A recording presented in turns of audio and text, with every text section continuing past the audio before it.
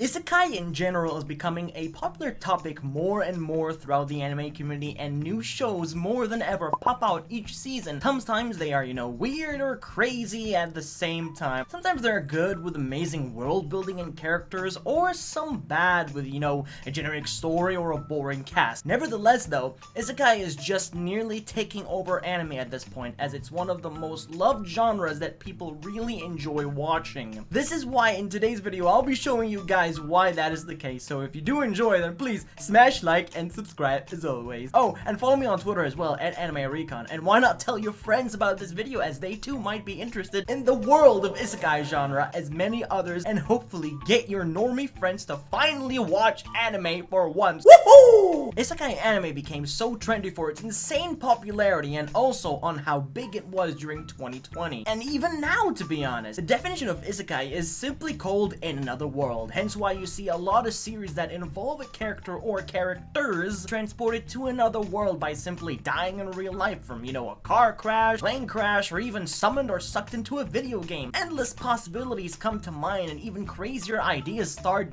being made by creators on how they should kill off a main character in the most creative way possible. You even get characters that die, from eating dinner at the table, or work on a video game and fall asleep and die, many things.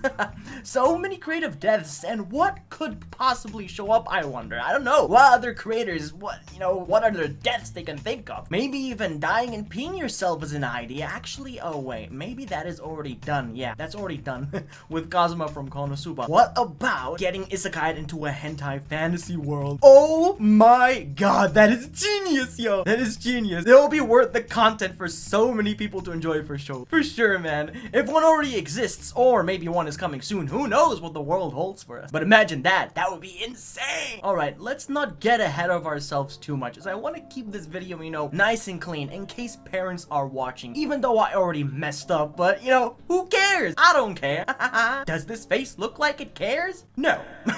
Anyway, anime series that happened before the year 2012 that had the isekai genre were not trending enough to even make isekai a very popular genre as it is now. Anime such as, The Familiar of Zero, which I really enjoyed, unfortunately lost a lot of people's attention, so the hype did pretty much die down. Even though the show had a lot of great moments of action, harem, and romance in it, people really didn't quite, get the grasp of it, as it didn't capture much attention, and it's not what people were looking for in an isekai series. That is until a series called Sword Art Online blew away people's mind. Sword Art Online was the very first isekai anime that I've ever seen, and that is the main reason as to why it's my favorite anime of all time. And it's what got me into anime in the first place. The whole idea of, people just being trapped inside a video game and dying, and the game resulted them dying in reality, which took isekai to the next level. More and more people started watching it, making it one of the most popular isekai anime out there to this very day. And you can pretty much just forget about, the smartphone isekai as an idea of being transported with your phone and having OP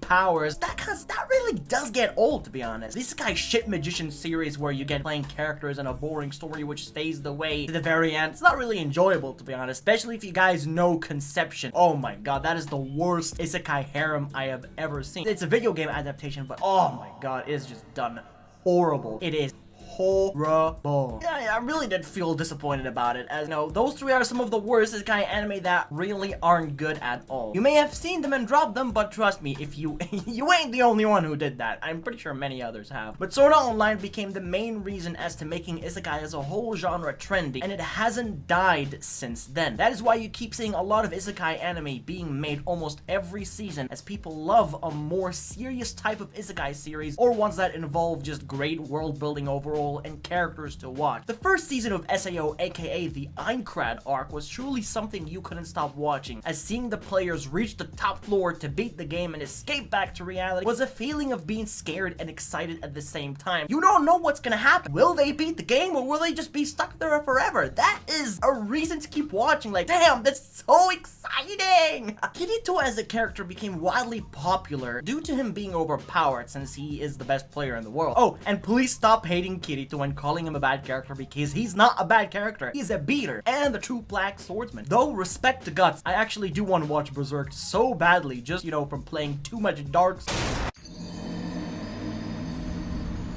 days. And from the references, man, I can't wait to watch Berserk. By the way, leave it in the comment section down below. How should I watch Berserk? Should I watch the movies first? Should I watch, I don't know, the 90s series? I don't know. I don't know. What should I watch first? Please don't recommend me the manga. I'm allergic to manga. Then came the fairy arc, which a lot of people say was the worst thing they have ever seen, but I completely actually disagree with them. Even though the villain was incredibly poorly written and the idea of having Kirito and his cousin team up was not something people wanted to see, I still found it quite enjoyable. Yes, some characters were pointless, but it was all not really to that extent. They all played a role. Then it was the Gun Gale arc during season 2, which brought back a lot of people's attention since it featured a female version of Kirito and also new characters being introduced to the series. You know, the whole idea of having guns while Kirito uses a lightsaber was quite the unique idea. And you know, as he carried out all his skills from Aincrad to put it all into GGO. Death Gun as well. My god, Death Gun was a fantastic villain. I really enjoyed him. He just felt more threatening than Kaiba from season 1. It really ended on a good note as many people really enjoyed it, which I'm really happy about. Though enough talk of Sword Art Online, I'm probably ranting too much and I know many of you probably hate SAO, but let's just move on to something else, shall we? Though a lot of Isekai these days are becoming quite bland, especially for 2020, as not a lot of series stood out and many claim that 2020 was indeed a bad anime year, which I can definitely agree with. Isekai worlds tend to be more interesting than anime that take place in the real world, as the fantasy idea is what makes people interested in the Isekai genre in the first place. Since fantasy worlds have, you know, something unique that doesn't exist in the real world in anime shows, a lot of Isekai may be generic, but some stay consistent throughout, and one of them being, you know, Re:Zero, which is really popular for its second season due to how its story, character development, and especially the backstories, which really do the job to hooking you into some of the characters yet you never thought were even relevant in the first place, like Alto, who was simply, you know, your average wagon boy, turned out to be an incredibly unique character to the roster with an interesting past. I've never even thought Alto was, you know, some character that was supposed to be relevant in the series, but he actually is. He had an amazing backstory. This character is so sick. Even the Devil is a Part-Timer was also a huge fan favorite, as you get an overpowered demon lord, but I'm pretty sure actually Devil's a Part-Timer aired before SAO. I'm pretty sure. Don't quote me on that, but I don't remember. But anyways, he's a overpowered demon lord who now works at McDonald's, selling burgers as a job, and the hero working as an office lady, earning a living. That shit was so hilarious. I love the idea of both of them getting a job and working and trying to learn, you know, trying to earn a living expense to, you know, survive in this world. And they lost a lot of their powers as well just by simply getting transported from their world to a real world, Japan. To be honest, I like to call the series McDonald's the anime because, you know, why not? It's a good series name to present to your boy Mao, who lost most of his powers, spending time with a busty little girl who also has a crush on her. By the way, she's best girl. You even have really wholesome isekai series, and the most one that I can think of would be Welcome to the Demon School Iruma-kun, which aired in 2019, but that really became one of my top favorite isekai series because of how lovable and enjoyable it was to watch the characters having a great adventure in a demon school setting, with Iruma being the only human character, as he had to learn how to adapt to this new world, tend to be a demon, and, you know, not blow away his cover, otherwise he's gonna be eaten alive.